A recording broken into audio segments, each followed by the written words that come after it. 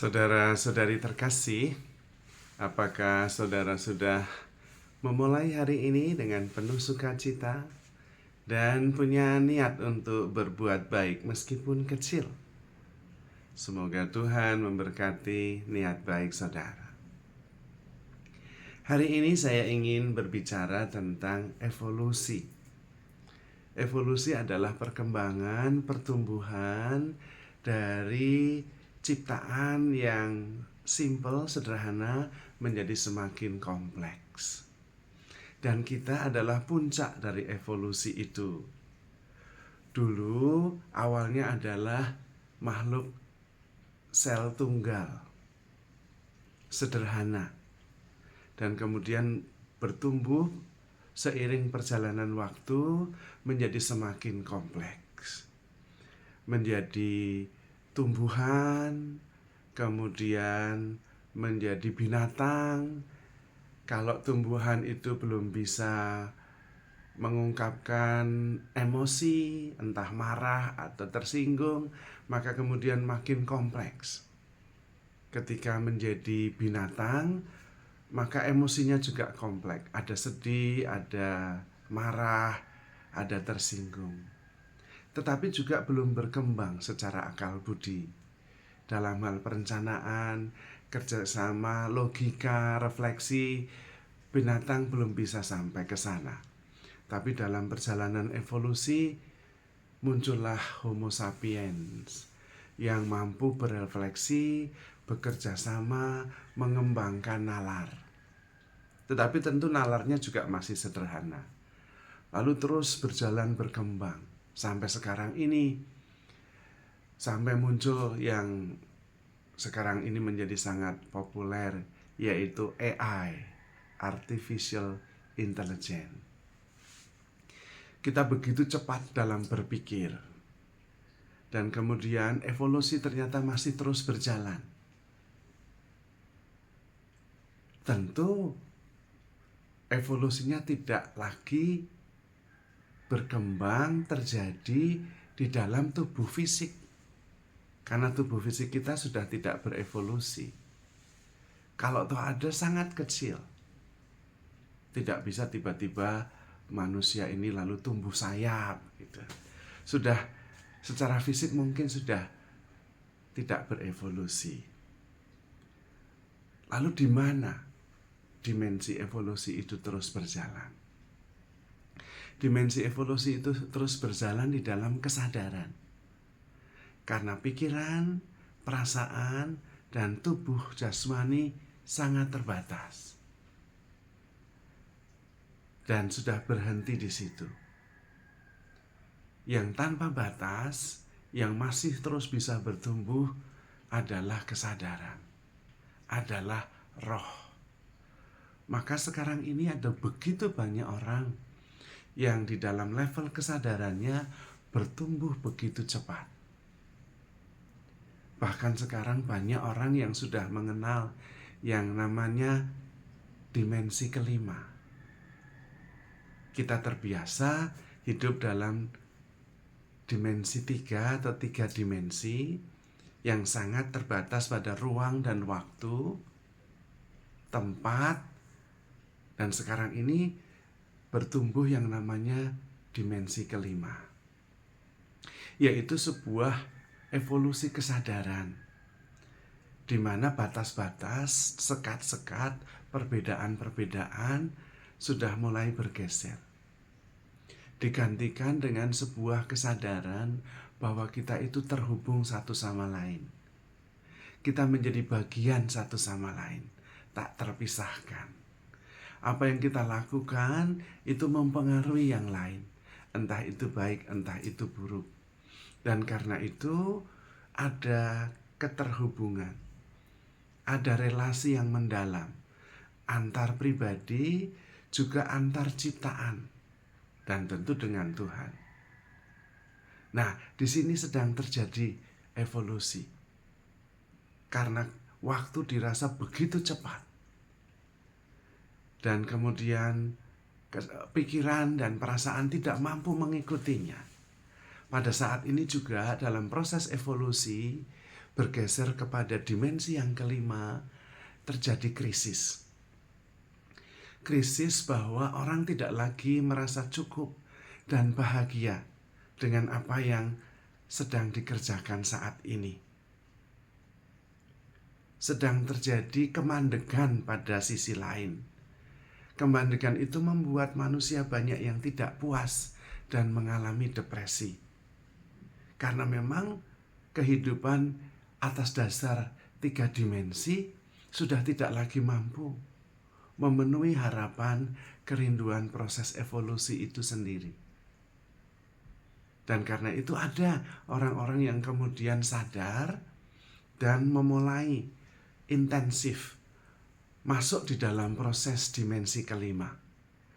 Menggarisbawahi kesatuan, menggarisbawahi keutuhan, menggarisbawahi kesadaran. Sehingga hidupnya lebih dipuaskan. Karena masih ada harapan pertumbuhan yang tanpa batas. Sementara dimensi ketiga sudah mengalami kemandegan. Tidak lagi mengalami evolusi, tetapi involusi. Tidak ada yang baru, hanya ada yang nampaknya baru, tetapi hanya sekedar gaya hidup. Maka sekarang terjebak pada gaya hidup yang sebetulnya pengulangan saja, tetapi dengan gaya yang berbeda. Dan itulah involusi. Tidak terjadi pertumbuhan yang substansial eksistensial. Seperti misalnya, dulu minum kopi, dengan menuangkan kopi dan kemudian diseduh dengan air panas, diminum. Sekarang dengan cara yang berbeda. Tempat yang berbeda, flavor yang berbeda, harga yang berbeda, lalu menjadi gaya hidup. Padahal tidak terjadi perubahan apa-apa. Tetap sama saja minum kopi. Itu salah satu contoh involusi. Sementara banyak orang yang berevolusi sekarang ini. Lebih terbuka terhadap kemungkinan-kemungkinan baru. Melihat ada dimensi lain di dalam kehidupan ini. Dimensi yang tidak terbatas pada pikiran yang sifatnya membatasi, definitif, mendefinisikan, membatasi, menggolong-golongkan. Tetapi masuk dalam dunia yang inklusif, melibatkan, peduli, terlibat, terhubung satu sama lain.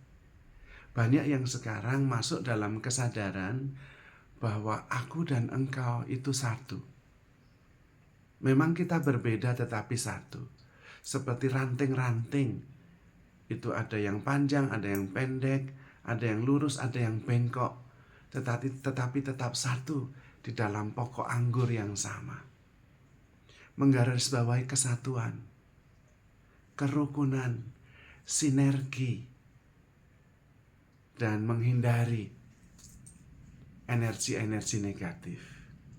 Maka banyak orang yang kemudian menggarisbawahi dimensi cinta kasih yang mampu mengangkat kita pada proses evolusi masuk dalam perspektif dimensi yang kelima. Memang tidak banyak, tetapi semakin akumulatif dan semakin banyak maka energinya juga semakin tinggi dan proses evolusinya semakin cepat. Sekarang banyak sekali manifestasi-manifestasi yang terjadi begitu cepat karena proses perspektif dimensi yang kelima ini. Dan perubahan ini semakin cepat terjadinya. Hanya memang ada orang yang ketinggalan dan kemudian hanya frustrasi, tetapi ada yang kemudian masuk dalam dimensi kelima ini dan mempunyai pengharapan. Sehingga hidupnya sungguh-sungguh excited, antusias, merefleksikan segala-galanya, melihat dengan cara baru. Melihat hubungan-hubungan lebih sebagai intensitas untuk makin satu. Dan mulai menarik batas-batas sehingga semakin dekat dan semakin satu. Intensitas kesatuan itu juga terjadi antar sesama manusia, tetapi juga sesama ciptaan. Dan dirasa bahwa energi bumi juga semakin tinggi vibrasinya. Maka kita yang ingin masuk dalam dimensi 5 itu perlu memperhatikan dan memanfaatkan vibrasi energi bumi yang semakin tinggi.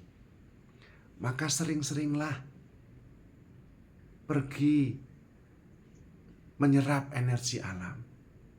Dan biarkan tenggelam di tengah-tengah energi ciptaan, energi semesta, energi alam. Cobalah berjalan tanpa alas kaki di atas tanah. Mandi air terjun supaya menimba energi alam, membersihkan kita menjadi lebih jernih dalam memandang realitas. Atau sekedar berjemur, mandi matahari, menyerap energi kekuatan tenaga surya. Atau mandi angin, membiarkan diri kita ditiup oleh semilir air, angin yang membersihkan. Dan mari kita mencoba bergeser dari berpikir ke mengalami. Bergeser dari berpikir dan bergerak ke hati untuk mencintai. Dan di situ kemudian kita bisa terangkat, lepas dari belenggu dimensi ruang dan waktu, dan kemudian bisa hidup dalam perspektif yang lebih luas. Melihat kesatuan, keterhubungan yang membawa kita kepada kehidupan yang lebih baik. Tidak lagi terbatas oleh keterbatasan pikiran kita yang memang mengkotak-kotakkan supaya kita bisa survive. Kita sudah mulai bergeser dari survival ke sepenuhnya hidup, bertumbuh, berevolusi, mengandalkan hati, cinta, melihat bukan hanya dengan mata, mengerti bukan hanya dengan pikiran, tetapi dengan hati, dengan pengalaman sebagai spiritual being yang melihat keterhubungan antara saya dengan yang lain, entah sesama manusia, sesama ciptaan, maupun dengan Tuhan. Kita lebih melihat diri kita sebagai spiritual being yang terus berevolusi, dan saat ini sedang terjadi evolusi yang semakin cepat.